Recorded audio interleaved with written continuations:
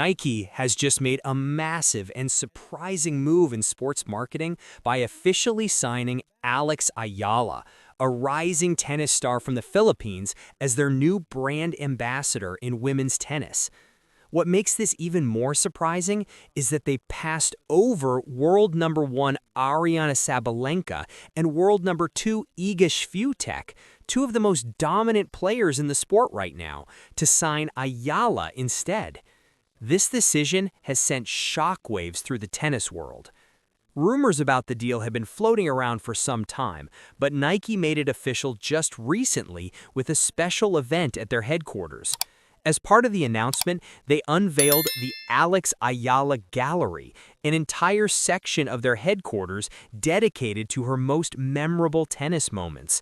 This alone shows just how seriously Nike is taking this partnership and how much they believe in her future. Nike did not stop at just signing her. They went all out by designing a custom pair of shoes made specifically for Eala, which is a very personal touch that shows how invested they are in her. The financial side of the deal is just as impressive, with the contract reportedly worth around $45 million over 3 years, with additional performance bonuses that could push the total even higher. On top of the money, Eala has been named the official face of Nike across Southeast Asia, meaning she will appear in global campaigns and receive a level of attention usually reserved for only the biggest names in sport. Nike's decision makes a lot of sense when you look at the bigger picture. Eala is not just a talented tennis player, she is a cultural icon in the Philippines and across Southeast Asia. She represents hope and inspiration for millions of people in the region. Nike saw her as a once-in-a-generation opportunity, and they were not the only ones. Both Adidas and New Balance were also chasing her signature. Nike remembered the costly lesson of losing Coco Gauff to New Balance, and they were not about to let history repeat itself, so they moved quickly and put their best offer on the table. However, the story takes a strange and controversial turn when you look at how Nike has been treating Sabalenka at the same time. Despite being the world number 1 and a multiple Grand Slam champion who has been with Nike for years, when Sabalenka requested a custom outfit to match her status at the top of the game, Nike said no. The same brand that built an entire gallery for a newcomer and handed her a $45 million deal refused to give their long-standing top player a simple custom kit. The contrast is hard to overlook and has left many people in the tennis world stunned. And yeah, unfortunately next season it's not going to be that special for me, but exactly.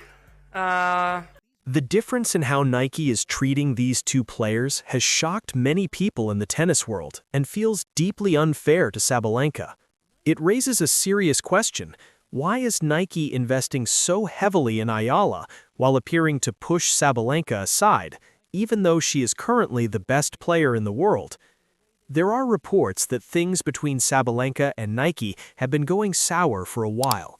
The problems reportedly started after Sabalenka made some controversial remarks following Coco Gauff's win at Roland Garros. Nike is a brand that guards its image very carefully, and those comments made them uncomfortable. From that point on, the way Nike handled Sabalenka began to change noticeably. Things only got worse from there. Sabalenka's loss to Madison Keys at the US Open added more strain to the relationship. Then came the WTA Finals, which reportedly made things even more tense. There were serious allegations about how Sabalenka behaved toward other players, particularly after her defeat to Elena Rybakina in the final. If those claims are accurate, it is exactly the kind of negative publicity that Nike tries hard to stay away from, and the brand appears to have been pulling back from Sabalenka ever since. Sabalenka herself has admitted that Nike will no longer be making custom outfits for her, which is a significant blow for someone at her level. People familiar with the situation say she has been trying to repair the relationship, but things do not appear to be heading in a good direction. Unless something major changes, it seems unlikely that the partnership will last through the rest of the season. Ultimately, Nike signing Eala while stepping back from Sabalenka shows just how cold and calculated sports marketing can be. Nike clearly sees Eala as the face of women's tennis going forward and is willing to invest heavily in her, not just as an athlete, but as a global brand ambassador. Sabalenka, despite all her success, finds herself caught between past controversies and Nike's changing priorities. The gap in how the two are being treated is hard to ignore, and this story is far from over.